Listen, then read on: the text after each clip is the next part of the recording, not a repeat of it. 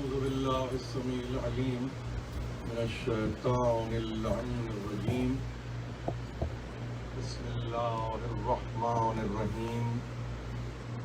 الحمد لله الذي ذكره شرف للذاكرين وطاعته نجاة للمطيعين وحمده عز للحامدين وشكره فوز للشاكرين والصلاة والسلام على سيد الأنبياء والمرسلين أبي القاسم محمد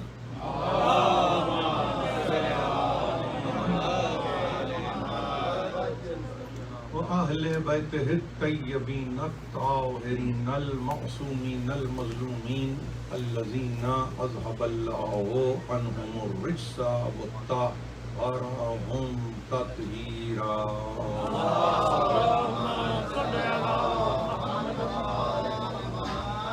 أما بعد فقد قال الله سبحانه وتعالى في محكم كتابه الحكيم وتمت كلمة ربك صدقا وعدلا لا مبدل لكلماته وهو السميع العليم. السلام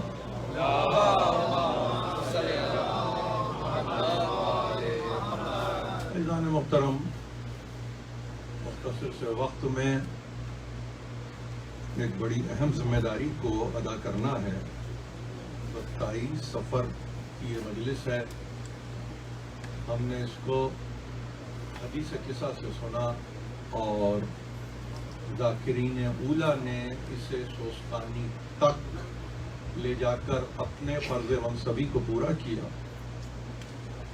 ایک ذمہ داری میری بھی بنتی ہے اور دیکھیے بشرط توفیق الہی چاہتا یہ ہوں کہ میں بھی اس سے عہدہ برا ہو جاؤں. یہ عجیب بات ہے کہ کلام مجید کا سورہ انعام یہ چھٹا سورہ ہے اور اس کی 115ویں آیت 115 یہ ہے اس یعنی آیت کا نشان. اور ترجمے سے پہلے ایک بات آپ کی خدمت میں عرض کروں کہ مکی سورہ ہے اور مکی سوروں میں بھی یہ اس دور میں آنے والا سورہ ہے جس کے لیے کہا گیا کہ ابھی نزول میں اس کا وسط ہے کلام مجید کا. اور ارشاد ہو رہا ہے، اب سوچنے کی بات ہے کہ تیرے رب کا کلمہ صدق و عدل پر تمام ہو گیا. الیوم اکملت لکم دینکم نہیں وتمت کلمۃ ربک صدقا وعدلا. ہو رہا ہے ہو گیا. وتمت کلمۃ نسبت ہے سرکار رسالت مآب سے اور دو عجیب اوصاف کا تذکرہ ہے. صدق پر اور عدل پر تمام ہو گئے. صدق و عدل پر کلمہ تیرے رب کا تمام ہوا. اور اس کے بعد ڈیفینٹ نوٹ یہ ہے لا مبدل لکلماتہ، اس کے کلمات میں تبدیلی نہیں ہوتی، تغیر نہیں ہوتا. وہ چینجبل ورڈ نہیں ہے، یعنی کسی بھی صورت میں کسی بھی حالت میں کسی بھی کیفیت میں اس کا کلام اس کا کلمہ اس کا قول تبدیل نہیں ہوتا. وَهُوَ السَّمِيعُ الْعَلِيمُ، سنتا بھی وہ ہے خبر بھی وہ رکھتا ہے. سنتا ہے کہ کون ہے کہ صدق کے ساتھ اور عدل کے ساتھ آگے بڑھ رہا ہے. خبر اس بات کی رکھتا ہے کہ کون ہے جو صدق و عدل کے مرکز سے الگ ہوتا ہے یا ہو رہا ہے. چھوٹی سی آیت ہے مگر نتیجہ خیز ہے، پر از معانی ہے. یوں تو ہر آیت ہی ہے، لیکن اس آیت نے تو انتہا کر دی، اور یہ کہہ کر کہ کلام میں، کلمے میں، قول میں تبدیلی نہیں ہوتی. یعنی مصلحت زمانہ ہو تو تبدیلی نہیں ہوتی، مصالحت وقتی ہو تو تبدیلی نہیں ہوتی، کہیں کوئی صورت امن ہو تو تبدیلی نہیں ہوتی، کہیں کوئی صورت جنگ ہو تو تبدیلی نہیں ہوتی، کہیں کوئی امکان صلح پیدا ہو رہا ہے تو تبدیلی نہیں ہوتی.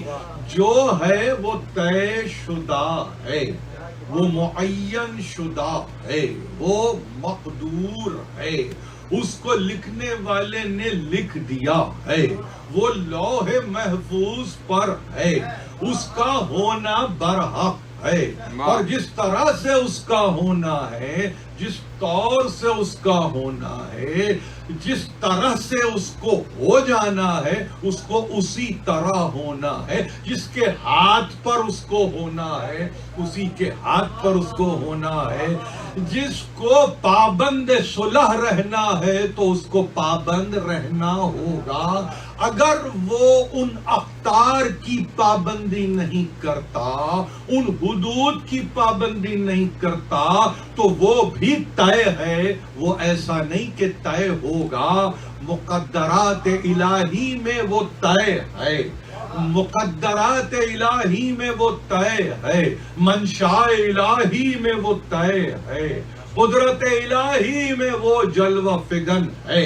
ہر صورت میں چیزیں طے شدہ ہیں. اب بتائیے کہ جب آپ امام حسن مجتبی کے تعلق سے گفتگو کرتے ہیں، صلی علی محمد تو وہاں پر کن ٹرمز میں آپ گفتگو کریں گے؟ ڈیفینیٹ ٹرمز میں گفتگو کریں گے یا انڈیفینیٹ ٹرمز میں گفتگو کریں گے؟ طے آپ کیجئے، اس لیے کہ اس امام کے تعلق سے بہت کچھ کہا گیا، بہت کچھ پڑھا گیا، بہت کچھ لکھا گیا، بہت کچھ سنا گیا. اور اس میں ایک عجیب بات آپ سے عرض کروں، یہ بات بھی محل نظر رہے اور پیش نظر رہے کہ اس امام کے تعلق سے گفتگو کرتے ہوئے گویا اس انداز سے محققین نے گفتگو کی ہے جیسے کہ کوئی زمانہ ساز ہے جو زمانے کے ساتھ چل رہا ہو. زمانہ ساز ہے جو زمانے کے ساتھ چل رہا ہو. یعنی یہ نہیں کہ وہ نہیں، بلکہ جس کے ساتھ زمانوں کو چلنا ہو، اس کے لیے یہ لکھا وہ زمانہ سازی میں رہے، وہ مصلحت پسندی میں رہے، وہ اپنے طور پر چیزوں کو طے کرتے رہے. تو یہاں پر ایک عجیب فکر قائم ہو گئی، اور ہم اس فکر سے اپنے آپ کو دور رکھ کے، بلکہ ایک لفظ اور اختیار کروں، ہم ایسے تمام افکار سے اعلان براعت کرتے ہیں. ہم اپنے آپ کو دور رکھتے ہیں، ہم اپنے آپ کو الگ رکھتے ہیں، اس لیے کہ جو قوت علی ابن ابی طالب کی ہے بعین ہی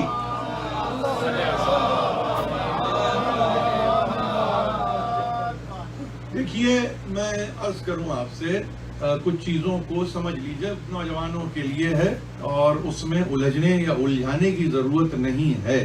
ہم جو بات کر رہے ہیں وہ بات طے شدہ امور میں ہے، یعنی امور الہی میں امر الہی صلح حسن ہے، جس کو آپ مانیں. اب اگر آپ مانیں گے تو پھر اس طرح سے ماننے کے بعد یہ فعل کس کا ہوگا؟ اگر آپ یہ کہیں کہ یہ فعل حسن مجتبی ہے تو قدرت کا کیا کام؟ اس میں منشاء الہی کا کیا کام؟ نہیں، آگے بڑھ جائیے، ایک اور لفظ دیجیے، اس میں رضا الہی کا کیا کام؟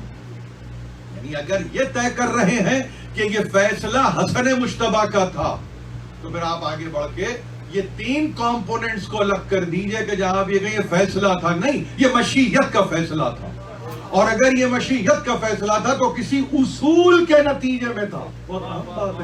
کوئی اصول ہوگا جس کا نتیجہ صلح حسن ہوگا. اگر اصول ہی پیش نظر نہیں ہے تو ظاہر ہے کہ آپ کے لیے بےمانی گفتگو ہے. بےمانی گفتگو ہے. آج کی پوری تقریر بےمانی ہو جائے گی اگر اصول ہی نہیں ہے. آپ یہ کہیں کہ جب دیکھو تو شمشیر بکف دیکھو، بالکل دیکھیں گے، ہم نے دیکھا بھی ہے. لیکن کبھی کبھی شمشیر بکف ہونے کے مساوی کوئی قوت ایسی بھی تو ہو کہ جہاں نیام میں تلوار ہو مگر کیفیت ایسے ہو جیسے شمشیر برہ ہے. آپ ہمیشہ تلوار ہی کی کاٹ کو دیکھتے ہیں. آپ نے کبھی قلم کی کاٹ کو شاید نہیں دیکھا. آپ نے کبھی نہیں دیکھا ہوگا کہ وہ مساوی قوت ہے. یہ مساوی قوت، اور اس کو کسی اور نے نہیں پیش کیا ہے، خود امیر المومنین نے. یعنی خیبر میں چلنے والی تلوار اگر 25 برس تک ساکت ہے تو نہج البلاغہ سامنے ہے نا.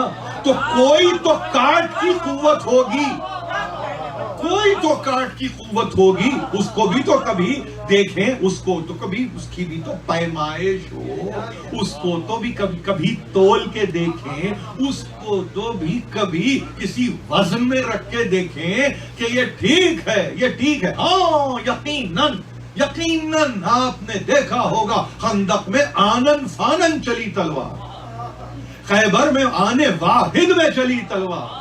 لیکن وہ آنن فانن اور وہ آنے واحد کو جب روک روک کے دیکھا تو 25 برس میں وہی تلوار نہج بلاغہ کی صورت میں چلی.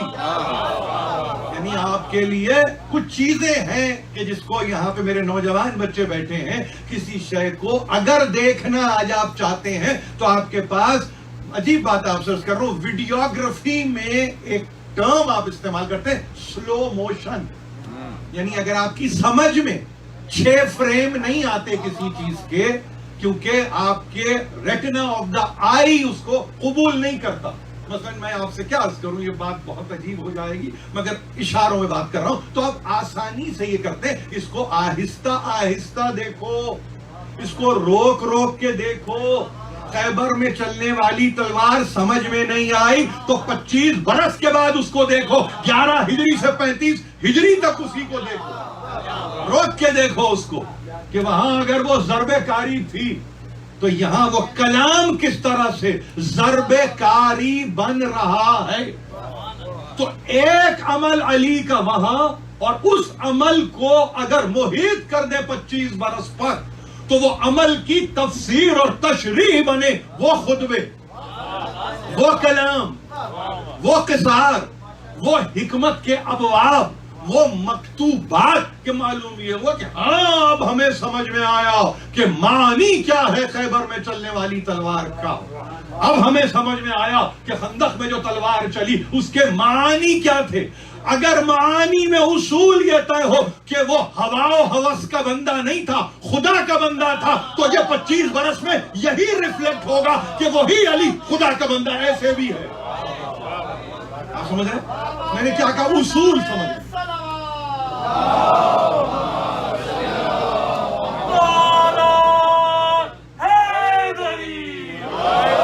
تلوار کو اگر گفتار سے اور گفتار کو اگر تلوار سے الگ کر دیا تو سمجھ میں کچھ نہیں آئے گا، کچھ سمجھ میں نہیں آئے گا. اسی لیے مطالبہ یہی ہوتا ہے کہ خیبر آج اگر ڈسکرپٹیو نوٹ کسی بچے سے کہیں وہ خندق و خیبر میں چلنے والی تلوار، اس مومنٹ کو ذرا لکھ کے سمجھاؤ تو کچھ نہیں ہے سوا سائقے کے. آپ سمجھ رہے ہیں؟ کچھ نہیں ہے سوا بجلی کے کوند جانے کے، کچھ بھی نہیں ہے. اگر آپ مجھ سے یہ پوچھیں آج کسی بچے کو یا بچی کو ٹاسک دیجئے گھر میں جا کے، کہیں کہ مجھے پوری جنگ سے سروکاری نہیں، مجھے اس مومنٹ کو کیپچر کرو کرتاس پہ لکھ دو، تو معلوم یہ ہوا کہ وہ مومنٹ انکیپچریبل مومنٹ ہے. اس لیے کچھ نظر نہیں آ، کسی کو صرف روشنی، کسی کو صرف اندھیرا. ایمان والے روشنی پا رہے ہیں مگر جو کفر میں مبتلا ہے وہاں تو اندھیرا ہی اندھیرا ہے. کیا خیال ہے آپ کا؟ اس طرح سے کبھی سوچے تو معلوم یہ ہوگا کہ ہاں اب امیر المومنین نے چاہا کہ اس لمحے کو 25 برس پہ پھیلا دوں. پھیلا دیا 25 برس پہ. تو معلوم یہ ہوا کہ اب وہ مومنٹ نہیں, وہ ایکشن سیلف ایکسپلینوٹری ہوا, یعنی اس نے اپنی وضاحت کرنے کی اب کوشش کی نہیں, پورا کام کیا. اور آپ کے سامنے اب لکھ دیے خطبات, اب لکھ دیے مکتوبات, اب لکھ دیے آپ کے سامنے وہ ابواب حکمت جس کو آپ پڑھتے چلے جاتے ہیں. 480 ہیں. یعنی آخر میں آپ جا کے جب نہج البلاغہ کے آخر میں آپ جا کے دیکھیں گے تو ان کا نشان جا کے 480 بیٹھے گا. جیسے خطوط مکتوبات میں آپ جائیے تو وہاں کہیں گے 1 کم 80, آلموسٹ 79. کہیں اگر کوئی اضافہ میں ہوگا تو اس کی وجہ صرف یہ ہوگی کہ انہوں نے 2 مکتوب کر دیے ہوں گے کسی ایک مکتوب کے ضمن میں. اور نہج البلاغہ کے ظاہر خطبات تو اپنی جگہ ہے, سب کچھ اپنی جگہ. تو وہاں اصول کیا ہے؟ اب دیکھیے میں عرض کر رہا ہوں, فرماتے ہیں من اصلح ما بینہ و بین اللہ فقد اصلح اللہ ما بینہ و بین الناس. اب صلح پر امیر المومنین کے پہلے اصول کو سمجھو تاکہ صلح حسن سمجھ میں آ جائے. میں عجیب بات کر رہا ہوں, بہت عجیب بات کر رہا ہوں, اور ذرا سی ہمت لے رہا ہوں آپ ہی سے. اور ظاہر ہے کہ میرا اور اس کے علاوہ کوئی وظیفہ نہیں ہے, تو میرا اور کوئی شغف نہیں ہے, میرا کوئی اور کام نہیں ہے. میں چاہوں گا کہ ممبر پہ اگر مجھے وقت دیا جائے 50 منٹ کا, تو کام کے تو 50 منٹ ہونا, ورنہ کو میں سمجھتا ہوں کہ ابھی تو بچے نے, ہمارے جعفر میاں نے تو پوری مجلس پڑھ دی. اب اس کے بعد ہمیں ضرورت کیا کسی مجلس کی؟ ہمیں تو کوئی ضرورت ہی نہیں. بہترین ہم نے سنا, حدیث کتاب سے لے کے ہم نے آخری مصرے تک ہم نے سنا ہے. مجلس ہو چکی, اب تو مہم ہے فکر کرنے کی. مجلس ہو گئی, اب تو فکر کی مہم ہے. اور اگر یہ اہم ہے زندگی میں تو ذرا سا سن لیجیے. فرماتے ہیں کہ ایک بات کو یاد رکھو کہ معاملہ یہ صلح کا سمجھ میں اس وقت آئے گا کہ جو یہ سمجھنے کی کوشش کرے کہ معاملہ تمہارے اور تمہارے اللہ کے درمیان ہے. من اصلح ما بینہ و بین اللہ, کہ جو اپنے معاملے کی درستگی پہلے چاہے اپنے اور اپنے پیدا کرنے والے کے درمیان, معاملے کی درستگی اپنے اور اپنے پیدا کرنے والے کے درمیان, قد اصلح اللہ ما بینہ و بین الناس. تو جب تم یہ طے کرتے ہو کہ میرے اور اللہ کے معاملات ٹھیک ہو جائیں, تو اللہ بھی یہ طے کرتا ہے کہ وہ تمہارے اور تمہارے انسانوں کے معاملات کو ٹھیک کر دے. یہ اصول ہے صلح کا, آپ سمجھے؟ اب اگر کسی نے کبھی نہ بتایا ہو تو ذمہ داری میری نہیں ہے, پڑھنے کی ضرورت کی, شغف چاہیے پڑھنے کا. یعنی اصول کیا؟ اصول یہ ہے کہ تمہارا اور تمہارے پیدا کرنے والے میں معاملات کی 2 لفظ, خوش معاملگی اور درستگی.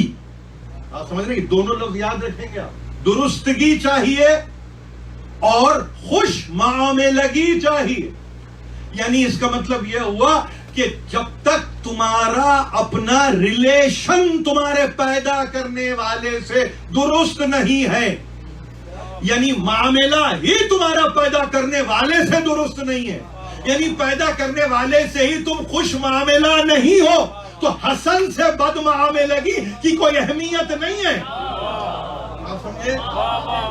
یہ ہے نہج البلاغہ پڑھنے کا نتیجہ بچوں کے لیے خاص طور پر. میں نے کیا کہا؟ میں نے کہا اس وقت قصار الحکم سے پڑھا. میں نے ابتدا میں کہا کہاں سے اس کو پڑھنا ہے آپ کو. بہت طولانی خطبے کی ضرورت نہیں ہے آپ کو. سمجھیے, پہلے سمجھیے کہ خود ہم کو کیا کرنا ہے, پھر سمجھ میں آ جائے گا آپ کو.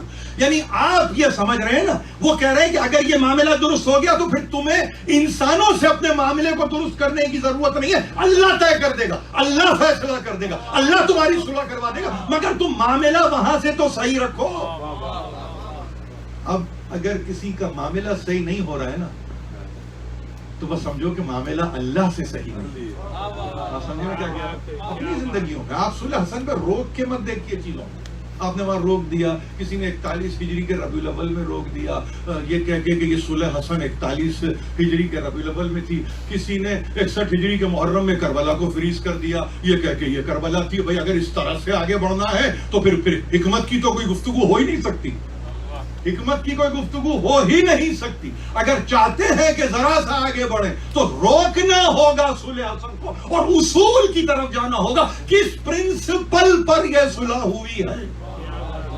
अगर प्रिंसिपल को एनफोर्स सही कर दिया तो फिर आपके लिए सुलह को समझना नहीं, सुलह पर ईमान लाना आसान होगा। ईमान इस वक्त मसला यह है कि जंग की जहां बात आती है तो सरे तस्लीम कौम है, सरे तस्लीम कौम है। इनसे पूछो कि गर्दन कटने का अगर तुम्हारे वक्त होता तो तस्लीम की मंजिल पे होते, सर झुकाते। लेकिन सुलह पे आके रुक गए, ये समझे कि सुलह किसी कमजोरी का नाम है। सुलह से बढ़ के तो कुव्वत कोई है ही नहीं। यानी इसका मतलब यह है कि मसालेह करने वाला, सुलह पसंद नहीं, सुलह जू, सुलह की जुस्तजू करने वाला यह चाहता है कि मैं तुम्हें एक वक्त दे रहा हूं, इसमें तुम अपने और अपने रब के मामले को ठीक कर लो।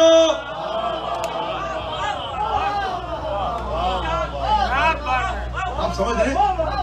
ये चीज जरा सा समझने की जरूरत है। उसके बाद आप समझते हैं ना कि इंटेंसिटी फिर इंसान की क्या कहां होती है, शिद्दत कहां होती है। और शिद्दत जज्बात या जज्बात से मगलूब हो के गुफ्तगू नहीं कर रहा। मेरी गुजारिश सुन लीजिए। गुजारिश को मैंने क्या कहा, अगर अपना लफ्ज डालता हूं तो वक़्त ही नहीं है पूरी तकरीर की, लेकिन कलाम में अमीर अल मोमिनीन को रख रहा हूं तो ये नहीं है कि दादे तहसीन पा रहा हूं। खुदा शाहिद है, इस मंजिल पर, इस मजलिस के मकाम वो गवाही देगा कि हाँ बात तो सही है, बात तो गलत नहीं है। मेरे अमीर का कौल पेश किया जा रहा है, उसका अमीर है अली।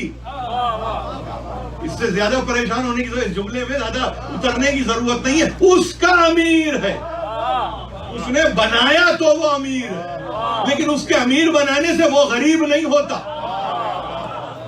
उसके अमीर बनाने से वो कुल इख्तियारात से महरूम नहीं होता। ये भी तो कमाल है ना, ये भी तो कमाल है। तो मालूम यह हुआ कि अमीर अल मोमिनीन ने उसूल रख दिया, प्रिंसिपल ऑफ पीस। इसको आप आगे चल के ट्रीटी कहें, लेकिन याद रखिए ये लफ्ज भी बड़े अजीब है। ट्रूस कभी इस्तेमाल नहीं करना ये लफ्ज। एक और लफ्ज अगर मैं आपसे कहूं कि जिसको बहुत आसानी के साथ इस्तेमाल करते हैं और जाहिर है कि बड़े बड़े लोग हैं इसको करने वाले, मसलन इसी ताल्लुक से एक लफ्ज आप देखेंगे जहां पे बाकायदा आर्म्स को आप सरेंडर करते हैं। सरेंडर कर देना बिल्कुल नहीं, कतई नहीं। याद रखिए, हमेशा याद रखिए कि जब कभी पीस ट्रीटी का जहां तस्करा होगा, enforcement of peace without justice is nothing. ये बड़े बड़े उलमा ने कहा है, मैं नहीं कह रहा। वो कहते हैं कि जब तुम अमन की बात करते हो, आश्ती की बात करते हो, सुलह की बात करते हो, इस्लाह की बात करते हो, फसाद की बात नहीं करते हो, जब तक अदल पे मदार मानी ही नहीं है। इसीलिए पीस, ट्रीटी ऑफ पीस है, अदल चाहिए। ये हसन मुश्तबा ने डिक्टेट किया है। आपको मालूम है, उठा के जब आप देखेंगे तो यहां तक आपके पास इत्तला पहुंचेगी कि खाली कागज को इम्जा के साथ उसने भेजा है कि जो चाहे लिख दीजिए। ये वो करते हैं जिनके पास न कागज की अहमियत होती है, न कलम की ताकत से वाकिफ होती है। आप समझ रहे हैं? ब्लैंक पेपर के कोई मानी ही नहीं है। रसूल ने कॉन्ट्रैक्चुअल बाइंडिंग का तस्करा किया है मायदा में, बहुत तस्करे हैं कॉन्ट्रैक्चुअल बाइंडिंग्स के। ऐसा नहीं कि खाली कागज भिजवा दो, नहीं, लिखो। ऐसे भी नहीं कि तुम यहां वो वहां, नहीं, साथ बैठ के लिखो, साथ बैठ के लिखो। इसलिए कि महल्ले निज़ा बनता है कॉन्ट्रैक्ट। मगर जिसने खाली कागज देके, कभी आपकी जिंदगियों में भी कभी जो चाहे लिख दो, समझो कि वो वक्ती तौर पे मसलहत पसंद है, सुलह जू नहीं है। मसलहत पसंदी कुछ और है, सुलह जूई कुछ और है। वक्ती तौर वो चाहता है कि ये मोमेंट निकल जाए। आप मेरी बात को सुनिए, ये ऐसा आपके पास, आपके कारोबार में ही होगा, आपके कारोबार में ही होगा कि जहां आप ये कहते हैं कि भाई क्या अजीम शख्स है भाई, खाली कागज दे दिया और अपना कलम, मॉन्ट ब्लैंक का कलम दे रहा है और खाली कागज दे रहा है, वो भी 100 ग्राम का, और वो कह रहा है कि जो चाहे जैसे चाहे, ग्लॉसी पेपर देके उसने आपकी आंखों को खीरा कर दिया। آپ الجھ گئے اس 100 گرامیج میں اور مونٹ بلینک میں، مگر نیت کا حال تو خدا جانتا تھا کہ مقصد یہ کہ یہ مومنٹ نکل جائے، اور یہی ہوا بھی کہ جہاں کالی کاغذ بھی آیا کہتے ہیں، امضا کے ساتھ آیا بھی کہتے ہیں، مہر کے ساتھ بھی آیا یہ کہتے ہیں، یہ پوری آپ کے پاس اس کی تشریحات تعبیرات موجود ہیں، ذرا سا اٹھا کے دیکھنے کی ضرورت ہے، اور کہا کہ جو چاہے لکھ دیجیے، تو وہ جو چاہے لکھنا حسن کا چاہنا نہیں ہے، وہ خدا کا چاہنا ہے۔ حسن کا چاہنا نہ چاہنا کیا ہے، خدا یہ چاہتا ہے، اور خدا یہ چاہتا ہے کہ لکھا جائے، سب سے پہلی چیز یہ لکھی جائے کہ وہ کتاب الہی اور سنت نبوی کا پابند ہوگا۔ یہ عجیب فکر ہے، اس پر بڑے بڑے علماء نے مباحث قائم کیے ہیں۔ آپ بچے سے وہ بات نہیں کرتے جس پر وہ عامل ہے۔ آپ اپنے گھر میں بچے کو بار بار اس بات کی تاکید نہیں کرتے جس پر وہ عامل ہے۔ آپ بچے کو اس امر کی نشاندہی کرتے ہیں جہاں کمزوری پاتے ہیں، جہاں فرار پاتے ہیں، جہاں پہ آپ دیکھتے ہیں عدم توجہی ہے، وہاں پہ آپ بچے کو آمادہ کرتے ہیں اور بار بار کہتے ہیں، تکرار کے ساتھ کہتے ہیں۔ جس عمر میں حسن ابن علی یعنی 41 ہجری اٹھا کے آپ کے سامنے ہے نا، یعنی عمر بوقت شہادت 47 برس کی ہے، اور یہ سن کون سا ہے شہادت کا؟ آپ کہیں گے 50 ہجری، تو 9 سال پیچھے کیجئے۔ جب 9 سال پیچھے کریں گے تو کیا عمر نکل کے آئی؟ آپ کہیں گے کہ ہاں یہ تقریباً 38 برس کی عمر نکل کے آ گئی۔ یہ 38 برس کی عمر میں کسی کو یہ کہنا کہ تم کتاب الہی اور سنت نبوی کی پابندی کرو گے، پوری عمر گزاری، تو بیچارہ مجبور اپنی ذات سے نہیں ہے، اپنے آبا کے سلسلے میں مجبور ہے کہ نہ وہاں کتاب الہی کی پابندی تھی، نہ وہاں کسی سنت کی پذیرائی تھی، کچھ بھی نہیں تھا۔ اس نے پوری تاریخ کے ساتھ سفر کیا، اور یہاں جو طریقہ تھا امامت کا، کہ کتاب الہی اور سنت نبوی، اور عہد یہ ہے کہ تم کسی صورت میں بھی نصب نہیں کر سکتے کسی کو ولی عہد کے طور پر۔ نصب ولی عہد، نصب، یہ نصب آپ کا لفظ ہے، عام مسلمانوں کو نصب سمجھ میں نہیں آئے گا، وہاں علم ہو تو سمجھ میں آئے کہ نصب کے معنی کیا ہوتے ہیں۔ اذا فرغت فانصب وإلی ربک فارغب، یعنی جب ظاہر ہے کہ جب تم فارغ ہو جاؤ تو نصب کر دو، یعنی آپ نے لیا اور یہ کہہ کے نصب علم کر دیا کہ اس کو ہم نصب کرتے ہیں۔ کسی کو رسول نے کبھی نصب کیا تھا تو اس کی تعصیب علم نصب ہے۔ اگر وہاں نصب نہ ہوتے تو یہاں بھی نصب نہ ہوتا۔ یہاں آپ کہتے ہیں ہم نے گاڑ دیا، ہم گاڑتے نہیں، ہم نصب کرتے ہیں۔ نصب میں دوام ہے، دائمی ہے۔ کیوں؟ اس لیے کہ نصب کا تعلق منصب سے ہے، منصب کا نتیجہ ظاہر ہے، یہ منصب ہے، نتیجہ نصب ہے۔ منصب ولایت نصب ہے، کس سے؟ رسول نے نصب کیا ہے تو منصب ملا، منصب ولایت کا تھا۔ اور یہ سلسلہ آگے بڑھ گیا تو وہاں کسی کو فکر نہیں، نہ ہو فرق نہیں پڑتا، مگر کہا کہ لکھ رہا ہوں، میں نے لکھ دیا ہے اور تم کو اس کی تعمیل کرنا ہوگی۔ یعنی اب یہ درخواست نہیں ہے، حکم ہے۔ آپ نے اس کو درخواست کے خانے میں رکھنا، درخواست نہیں ہے، حکم ہے، اور یہ حکم جاری وہ کرتا ہے جو سپیریئر ہوتا ہے، کوئی اور نہیں جاری کرتا، کوئی اور جاری نہیں کرتا۔ پہلے اختیار کو سمجھیے کہ اختیار کیا ہے۔ اختیار وہاں ملے گا جب یہ طے ہو اصول میں کہ اپنے معاملے کو پیدا کرنے والے سے درست کر لو، اس کے بعد چھوڑ دو، اس لیے کہ اب وہ معاملہ اٹھائے گا اپنی پاس سے اور وہ کہے گا اب میں طے کروں گا تمہارے اور تمہارے انسانوں کے درمیان، دیگر انسانوں کے درمیان ہم طے کریں گے کہ تمہارا معاملہ کیسے ہوگا، اور ظاہر ہے کہ اس میں اصلاح ہوگی، فساد کی صورت نہیں ہوگی۔ مگر اصول سے فارغ شخص، اصول سے عدم واقف شخص کیا کرے گا؟ اس کو تو معلوم ہی نہیں، وہ تو وقتی مصالحت چاہتا تھا۔ میں نے کیا کہا ہے؟ وقتی مصالحت بھی برا لفظ نہیں ہے، وقتی مصالحت۔ چلیے اور اس کو سمجھیں، بلکہ اس کو اور تھوڑا نیچے لائیے تاکہ آپ سمجھ جائیں، یہ مصلحت ہے وقتی، جس کو شریعت کو انٹرپریٹ کرنے والوں نے مصالح مرسلہ بھی کہا۔ عجیب بات کر رہا ہوں، آپ کے پاس کتاب اور سنت، اور بلکہ اطرت، ہم تو سنت اطرت، اطرت سنت، ہمارے لیے تو لفظ صحیح ہے، ہمیں پریشانی نہیں ہے، مگر جہاں قیاس آگے بڑھ جائے، جہاں استحسان آگے بڑھ جائے، جہاں مصالح مرسلہ آگے بڑھ جائے، تو وہاں وہ سمجھ سکتے ہیں کہ سلسلہ چونکہ اوپر سے آ رہا ہے اور یہ سب مصلحت پسند رہے، تو یہاں تک آتے آتے مصلحت کے ان کے کوئی معنی تھے۔ ہمارے پاس مصلحت نہیں ہے صلح حسن، صلح حسن ہمارے پاس مشیت ہے، صلح حسن مشیت ہے ہمارے پاس۔ کربلا مصلحت نہیں تھی۔ اب آپ کہیں وہاں مصلحت کا لفظ اس لیے نہیں جچتا کہ جان دے دی، نہیں، جان دے دی کی بات نہیں ہے، جان دے دی کی گفتگو نہیں ہے، مصلحت نہیں، یعنی وقتی نہیں ہے، وقتی نہیں ہے، ہمیشگی ہے۔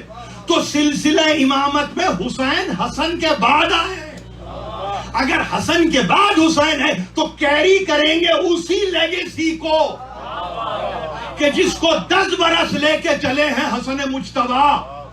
کسی نے کبھی کہیں امام حسین سے یہ نہیں پوچھا کہ یہ 10 سال خاموشی، یہ 20 سال خاموشی کی ضرورت کیا تھی؟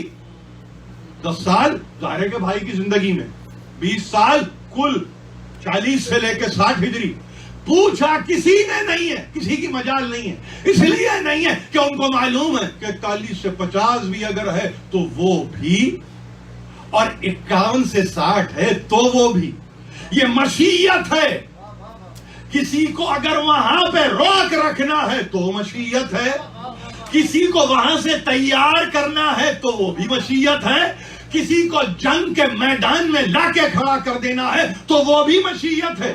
مشیت اپنے آپ کو اگر ظاہر میں متغیر یا متبدل ہوتے ہوئے نظر آ رہی ہے، مگر اصول لا مبدل لکلماتہ ہی، اس کے کلمات میں تبدیلی نہیں ہوتی۔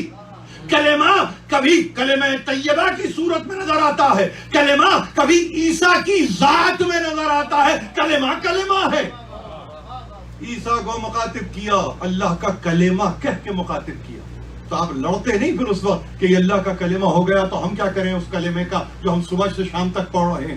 نہیں، اس لیے کہ جہاں ذات احدیت نمایاں ہو جائے وہ کلمہ ہے، اور اگر کلمہ نمایاں ہو رہا ہے اس طرح تو وہ اپنے آپ کو کوئی شیپ بھی دے سکتا ہے، کوئی فارم بھی دے سکتا ہے، کوئی زمانہ بھی دے سکتا ہے، قیامت تک کے لیے جا سکتا ہے کہ جہاں آپ یہ کہیں کہ ہاں یہ اللہ کا کلمہ ہے، اور اگر اللہ کا کلمہ ہے تو پھر اس میں تبدیلی نہیں ہے۔ یہ بات میں اس لیے کر رہا ہوں کہ آپ کے پاس مفکرین میں بڑے بڑے لوگ ایک بات مگر کرتے ہیں، کہتے ہیں کہ یہ اوصاف جب پیدا ہوتے ہیں تو اس کو دیکھنے کی ضرورت ہے، اور کیسے دیکھا جائے؟ سیرت فرزندہ از امہات، جوہر صدق و صفا از امہات۔ علامہ اقبال نے کہہ دیا اگر تمہیں حسن میں کوئی جوہر نظر آ رہا ہے، حسین میں کوئی وصف نظر آ رہا ہے، تو دیکھو کہ ان کی ماں کون ہے۔ ماں جمعہ میں ہم نے حدیث قصہ کی تلاوت کو سنا، ہم نے مسموع کیا ہے اس تلاوت کو، اور ظاہر ہے کہ جب مسموع کیا ہم نے تو ہم نے اس محور کو دیکھا قصہ کے، اور جب ہم نے محور کو دیکھا تو یہ دیکھا کہ امامت آ کے اجازت طلب ہے اس محور سے کہ داخل ہو جائیں، چلے جائیں، چادر کے نیچے آ جائیں۔ محور تو سمجھو کہ وہ محور کیا ہے۔ وقت چادر کے نیچے آنے کے لیے اجازت، اور اگر یہ کہوں آپ کو کہ پوری زندگی حسن ابن علی گزاریں اور اس میں کوئی ایسا لمحہ آپ لائیں گے اپنی زندگی میں کہ آپ کہیں کہ نہیں یہ ماں کی مرضی نہیں ہوگی اس میں؟ نہیں. سیرت فرزندہ از امہات، بیٹوں کی سیرت ماں سے بنتی ہے. اب لفظ چونکہ فرزند ہے تو میں یہ نہیں کہوں گا مخلوقات میں جتنے پیدا ہو رہے ہیں، نہیں، اقبال کی ذمہ داری ہے، میں نہیں جانتا. اب اس میں جا کے جس کو اگر ایکس وائی کروموزوم پہ ڈسکشن کرنا ہے تو وہ کر لے، میں نہیں کروں گا. میں کر سکتا ہوں مگر میں نہیں کروں گا. کہ بیٹوں کی سیرت کا ماں سے بڑا گہرا تعلق ہے. اور کیوں؟ اس لیے کہ جوہر جو صدق و صفا کا آتا ہے وہ ماں سے آتا ہے. آپ سمجھ رہے ہیں؟ جوہر صدق و صفا، وہ جوہر وہ تمت کلمت رب کا صدق و عدلہ میں آیت میں چھپا ہوا ہے. اس کو اگر کوئی شکل دے سکتی ہے فاطمہ زہرا کی دے گی، اور 2 صفتوں میں 2 بچوں میں رکھ دے گی.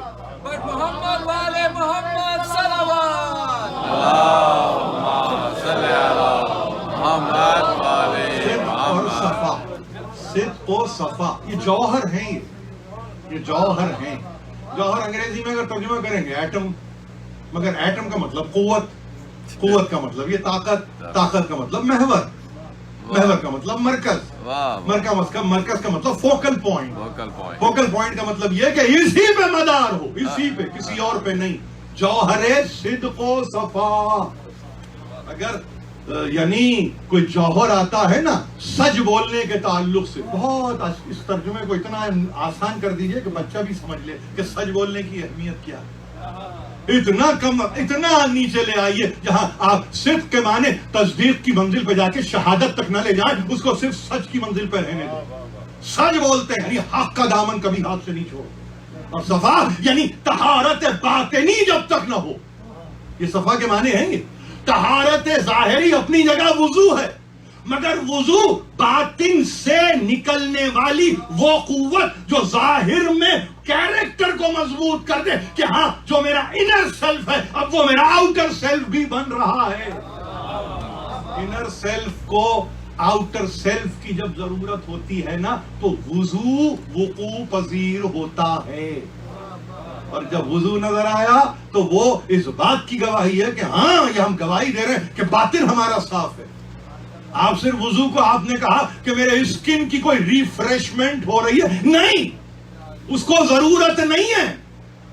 اس کو ضرورت نہیں ہے کہ تمہاری اسکن ریفریش ہو. اس کو یہ ضرور طلب ہے تم سے کہ تمہارا باطن مصفا رہے. اور اگر باطن مصفا رہے تو وہ وضو کی صورت میں ظاہر ہوتا رہے. کم از کم 5 وقت تو ظاہر ہو. اس کی شہادت تو دو. جوہر صدق و صفا از امہات، مادر آن مرکز پرکار عشق، مادر آن کارواں سالار عشق. اقبال نے کہا اب جب جوہر صدق و صفا آئے تو سنو کہ وہ ماں کس کی ہے؟ وہ ماں اس کی ہے جو مرکز بن رہا ہے عشق کے محور کا. ایک وہ جو عشق کا کارواں سالار ہے، ایک وہ جو عشق کا مرکز پرکار ہے. پرکار کا مطلب یہ کہ دائرہ جو کھینچے تو وہ دائرہ حسنی کھینچا ہوا ہو جس میں حسینی سفر کرتا ہوا ملے. یہ اقبال ہے یعنی دائرہ حسنی ہو اور کارواں سالار حسینی بنے. تو یاد رکھیے ہمیشہ مسلمانوں کو ایک بات کو سمجھنے کی ضرورت ہوگی. جس حریت کا تذکرہ پیلسٹائن میں جا کے کوئی کرتا ہے، پی ایل او کا نام لے کے کوئی کر رہا ہے، حزب اللہ کا کوئی نام لے کے کر رہا ہے، اور ابھرتی ہوئی تحریکوں کا نام لے کے کوئی کر رہا ہے، سمجھو کہ اس کا روح رواں وہ ہے جس کو حسن مجتبی کہتے ہیں. اس لیے کہ اگر وہ دائرہ نہ کھینچتا تو حریت کے کوئی معنی ہی سمجھ میں نہیں آتا.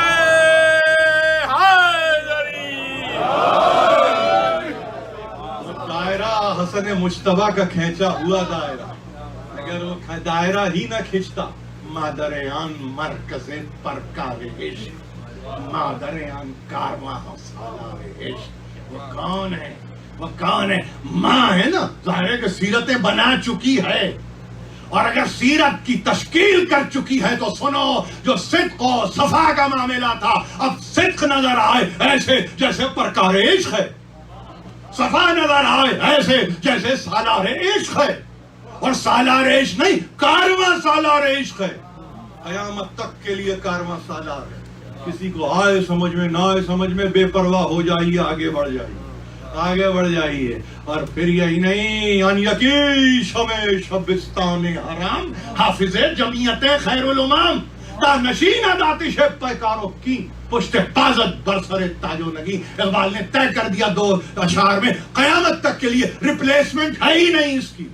اور جب ایسے سے آئے جو کہہ کے کہے اپنے شعر کہ میں حنفی عقیدہ ہوں، میں حنفی عقیدہ رکھ کے یہ شعر کہہ رہا ہوں، عقیدہ عقیدت کو متغیر نہیں کرتا۔ آپ کا عقیدہ کچھ بھی ہو، عقیدت تو رکھو۔ عقیدے سے کیا ہوتا ہے؟ عقیدے سے کیا ہوتا ہے؟ کسی گھر میں پیدا ہو گئے، عقیدہ بن گیا۔ عقیدہ تو دل سے ہے، دل سے ہے۔ عقیدت رکھو ان کی طرف۔ اقبال کہہ رہے ہیں کہ کون ہے؟ یاد رکھو وہ ہے کہ جس نے حرم کی تاریک راہوں کو منور کر دیا۔ ان یکی شمع شبستان حرم، حافظ جمعیت خیر الامام۔ یعنی وہ کون ہے؟ فقط یہ نہیں کہ تاریک راہوں کو روشن کر رہا ہے، وہ راستہ دکھاتا ہے، وہ راستہ دکھاتا ہے۔ اور وہ چاہتا ہے کہ جب حرم کے آنے والے، حرم تک پہنچنے والے زائرین حرم جب جائیں تو محافظت میں میری جائیں، میری۔ اب جاؤ حج پہ، جاؤ عمرے پہ، مگر محافظت قائم کر دی ہے حسن مجتبیٰ کی، حافظ جمعیت خیر الامام۔ اور اس کے بعد جب اسٹیبلش کر دیا اس فیکٹ کو کہ حرم کا پاسبان حسن ہے، حرم کا نگہبان حسن ہے، یہ فیکٹ کو اسٹیبلش کیا اقبال نے۔ اس شعر کو آسانی سے نہ دیکھیں، جا کے کئی مرتبہ پڑھیں اس شعر کو، یہ فیکٹ کو اسٹیبلش کر دیا۔ اس کے بعد کہا تا نشین داتش پیکاروں کی، پشت پازت برسر تاج و نگی۔ اگر یہ سمجھ میں آ جائے کہ جو حرم کا محافظ ہو، حرم کا نگہبان ہو، نہیں حرم کا نگران ہو، تو اس کے لیے مصالحت وقتی کے نتیجے میں ملنے والی سلطنت کے کوئی معنی ہی نہیں ہے۔ سلطنت آج ہے، کل نہیں رہے گی۔ یہی ہوا، بنی امیہ تھی، ختم ہو گئی، مگر حسن کا نام آج بھی باقی ہے، قیامت تک باقی رہے۔ 124 ہجری میں ختم ہو گئے، 650 ہجری کے بعد بنی عباس بھی ختم ہو گئے۔ رہا نام کس کا؟ رہا نام کس کا؟ ان یکی شمع شبستان حرام، حافظ جمعیت خیر الامم۔ بہترین امت کہتے ہو نا اپنے آپ کو، یہی ترجمہ کرتے ہو نا، کنتم خیر امت، اس لیے کہ ترجمہ تم سے یہ تو نہیں ہوگا کہ یہ خیر امت سے مراد امامت ہے، تم سے یہ چونکہ ترجمہ نہیں ہوگا۔ اچھا اگر ترجمہ نہیں ہوگا، اپنے آپ کو کیا کہتے ہو؟ امتوں میں بہترین امت ہو تم، ہو نا؟ تو سنو، اب تمہاری امت کا نگران جو ہے وہ حسن مجتبیٰ ہے، کوئی اور نہیں ہے۔ نہ ایسے تمہیں فرار ہونے دیں گے، نہ تمہیں ایسے نکلنے دیں گے۔ آیتوں کو اگر یہ کہہ کے روکتے ہو کہ ہاں بھائی خیر امت سے مراد تو ہم مسلمان قوم ہیں، اچھا رہو رہو، مگر محافظ نہیں چاہیے کیا تمہیں؟ چاہیے نا محافظ۔ کوئی پوچھے اقبال سے جا کے یہ رسول کے ہوتے ہوئے حسن مجتبیٰ کیسے بن گئے؟ یہ کیسے بن گئے؟ بھائی رسول ہے نا، امت کا نگہبان، نگران، محافظ، قافلہ سالار رسول ہے، حافظ جمعیت خیر الامام وہ ہے حسن کی ذات۔ اور سنو، وہ اب جب یہ فیکٹ اسٹیبلش ہو گیا کہ وہ اس منزل پر ہے، تو سن لو، خیر امت کیا کرتا ہے؟ فساد نہیں کرتا۔ خیر امت فساد نہیں کرتا، اصلاح فساد کرتا۔ اور اصلاح فساد کرنے کے لیے پھر ہوا و ہوس کا غلبہ نہیں ہوتا، انسان شہوتوں میں مبتلا نہیں ہوتا، انسان لسٹ میں مبتلا نہیں ہوتا۔ لسٹ پاور، یعنی لسٹ کی بھی اقسام ہے نا، یہاں پاور کے لیے بھی ایک انسان کی لسٹ ہوتی ہے کہ بس ہر دم وہ چاہتا ہے کہ قوت کا محور و مرکز وہی بنا رہے۔ تو وہاں کہہ دیا کہ نہیں، تام نشین، وہ نہیں چاہتے تھے، انہوں نے چاہا کہ یہ پیکار یعنی جنگ کی آگ بیٹھے۔ اور کی کا جو لفظ استعمال کیا ہے فارسی میں، کی یعنی کینہ۔ اب یہ کینہ بغض ہے، آپ سمجھے، یہ بغض ہے۔ اس لفظ کو خاص اس کو آپ نسبت دیتے ہیں جب حب اور بغض کی بات آتی ہے تو حسن کے باپ کی طرف نسبت دیتے ہیں آپ۔ دیکھیے کہاں سے کہاں ایک چھوٹے سے لفظ کے استعمال نے کہاں تک پہنچا دیا فکر کو. تا نشینت آتش پیکارو کی، جنگ کی آگ بجھے اور کینا. اس کا ترجمہ فتنہ نہیں کرنا، کبھی فتنہ نہیں کرنا. کینا ہے بغض، اور بغض ہے اصل میں علی سے. یہ علی سے بغض ہے جو اقبال کہہ نہیں سکتے فار سم obvious reason، جس کو کہتے ہیں نا، وہ نہیں کہہ پاتے. مگر ان کو معلوم ہے کہ عقل مند پڑھیں گے ان کی شاعری کو آگے کے زمانے میں، اور وہ سمجھیں گے کہ ہم کیا کہہ رہے ہیں.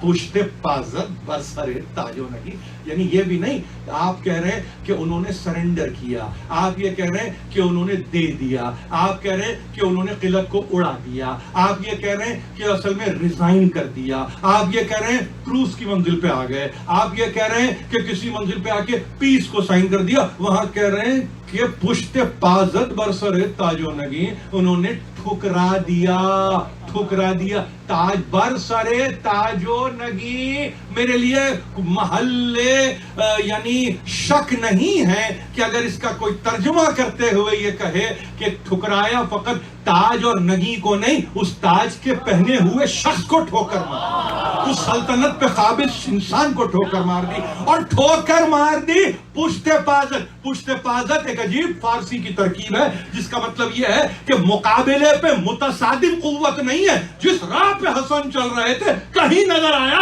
ایک مرتبہ ایک جھٹکے سے اس کو دور کیا، آگے بڑھ گئے، یعنی جس کی کوئی حیثیت ہی نہ.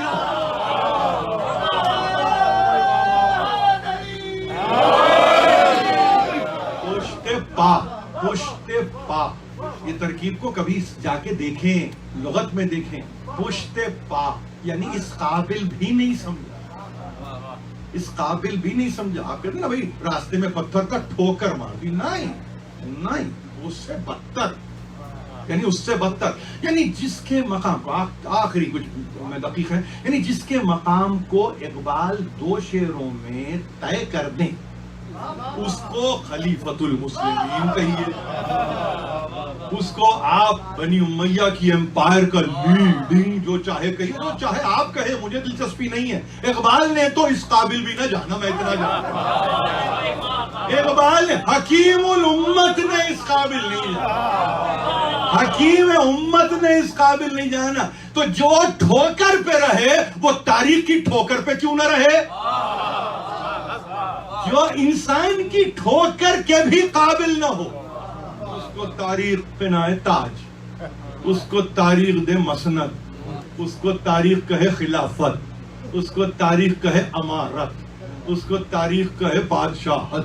آپ کہتے رہیے، ہو سکتا ہے اس سے آپ کے دل کو تسلی ہوتی ہے. ہمارے پاس ہمیں تسلی نہیں ہوتی، ہم تو اقبال کے کلام کو سینے سے لگا کے رکھے ہوئے ہیں. بلکہ یہ کہیے کہ پشت پازد برسر تاجو نہیں.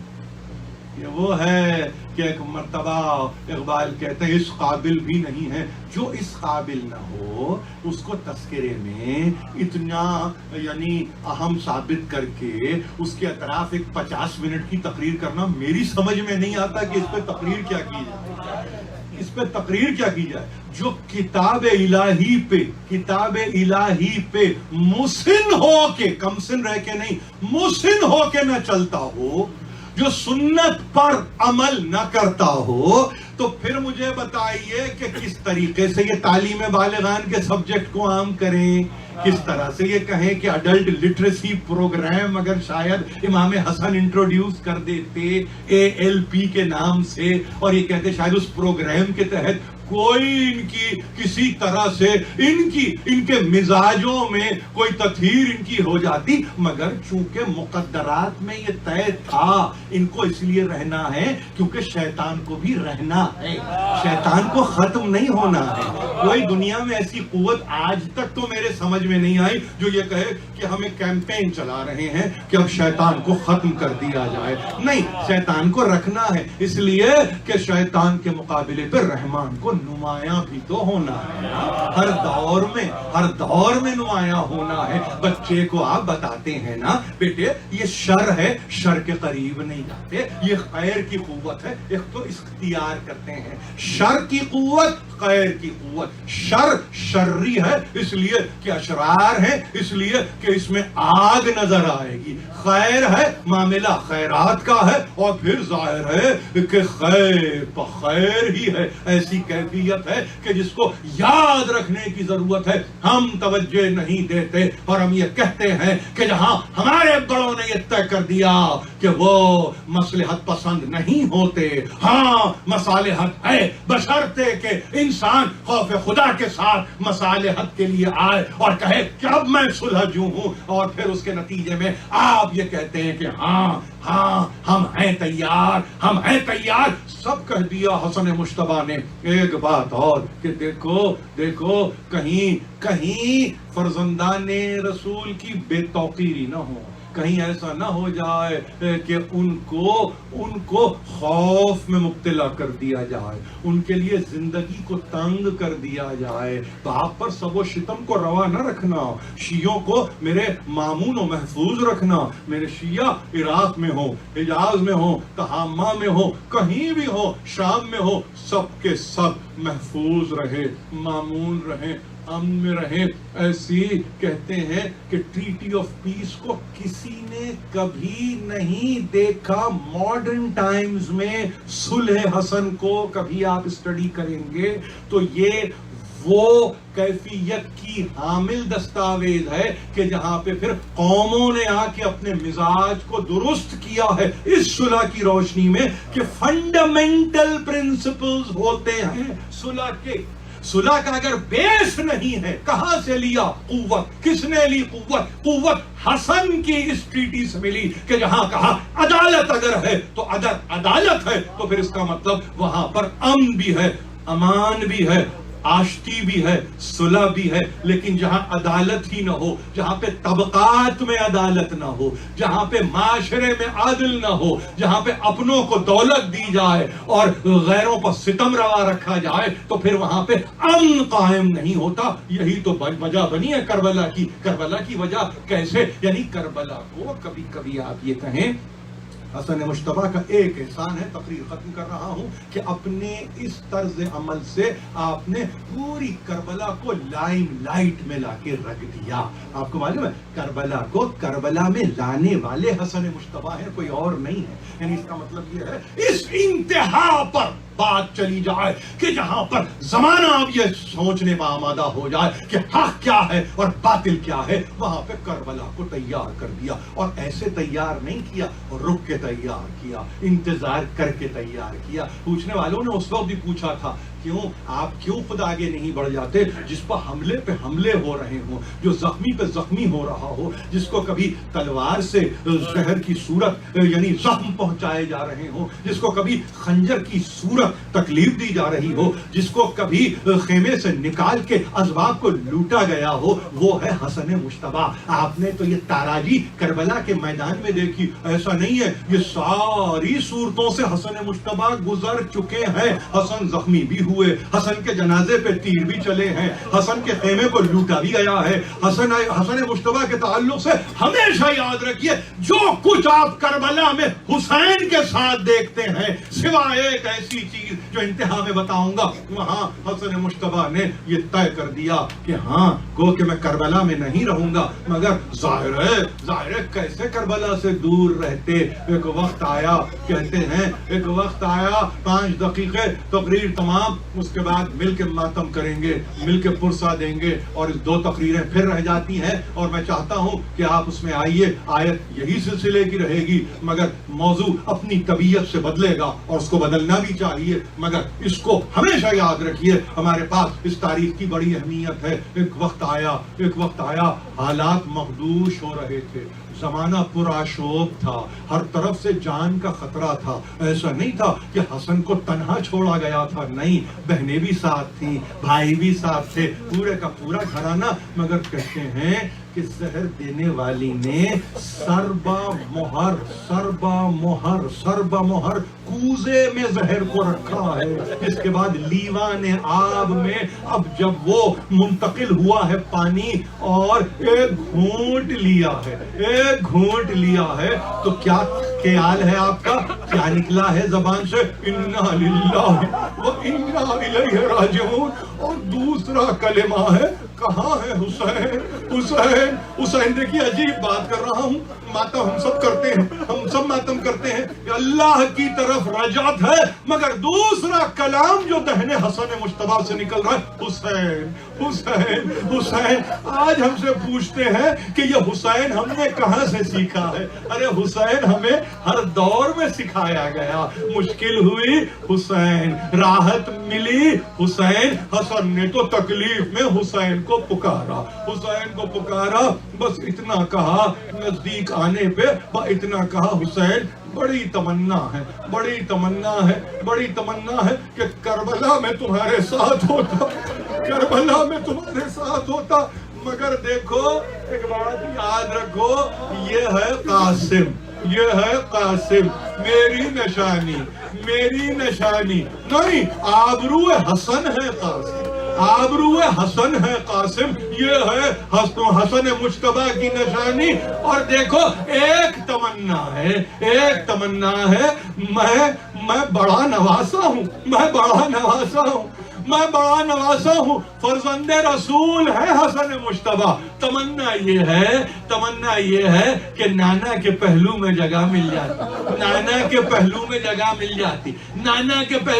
مل جاتی. یہ دو توصیے ہیں. کہتے ہیں حسین ابن علی رو رہے تھے، مگر روتے بے اختیار ایک عمل کیا ہے، اور وہ عمل یہ ہے کہ بھائی کے گلے میں باہوں کو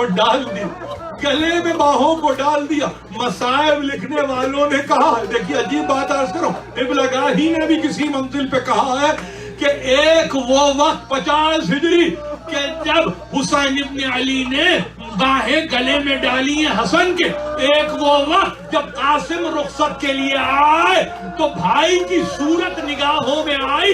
ایک مرتبہ گلے میں حسین نے باہیں ڈال دی. عزیزو جنازہ چلا، کہتے ہیں 70 تیر جنازے پہ چلے. یہ 70 تیر جنازے پہ تو یہاں چلے، مگر وہاں عصر عاشور جب ایک مرتبہ حکم دیا عمر سعد نے کہ تیروں کی ایک مرتبہ بوچھاڑ ہو جائے، کہتے ہیں علل اتصال تیر چلے ہیں کہ 1900 تیر حسین کے بدن میں پیوست ہوئے. آئے حسین کتنا یاد کیا ہوگا. اور عجب کہ یہ کہہ کے نہیں، عجب انداز ہوگا کہ بھائی 70 تیر تم نے لیے، 1900 تیر میرے تن.